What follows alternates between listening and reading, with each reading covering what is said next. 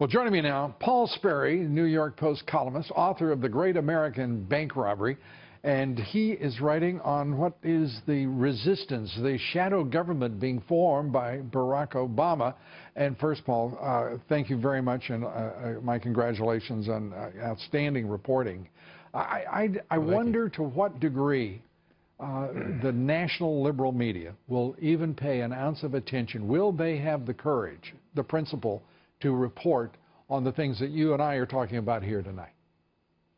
Well, of course not. I mean, you got a Obama-friendly media, and they're going to try and cover this up and keep it on the QT as long as they can, so that Obama can get this, like I was calling it in the column, a shadow government, build this up. I don't think Republicans know what they're up against here. He's quietly building this shadow opposition government to sabotage Trump and Republicans as well in their policies, while at the same time saving his own legacy.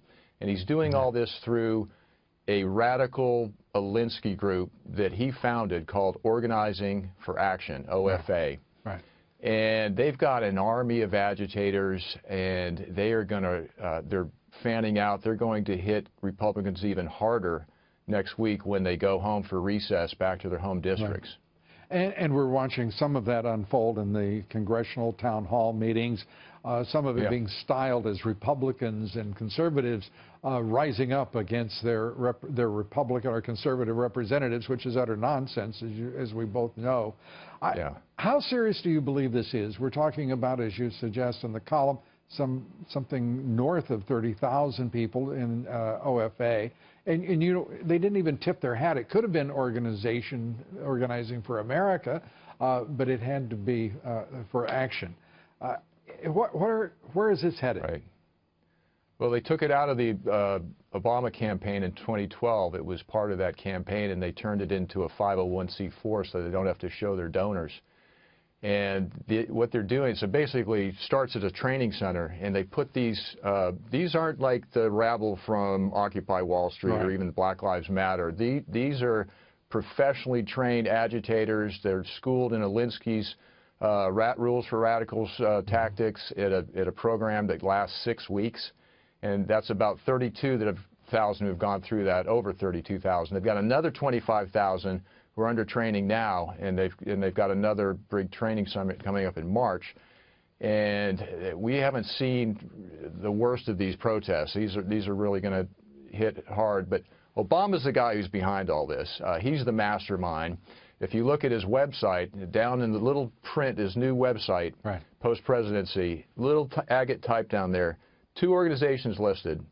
One is, I don't know if you can see this, OFA, Organizing for Action. The other is the Obama Foundation. And eventually, he wants to merge them.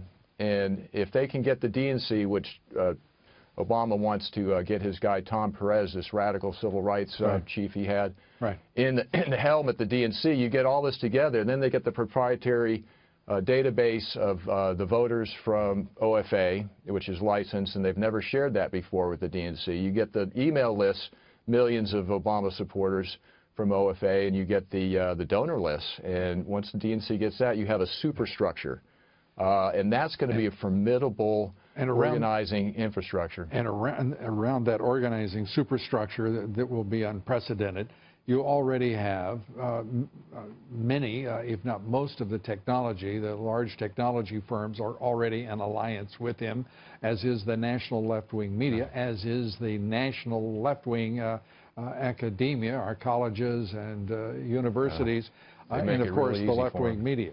So it is an extraordinary development, and they mean business when it comes to obstructing and bringing down this administration. Paul, we would like you to come back as soon as you can and to continue the discussion on this, because this is the critical issue right now, I believe, facing the country. Paul Sperry. That's right. Thanks so much for being with us.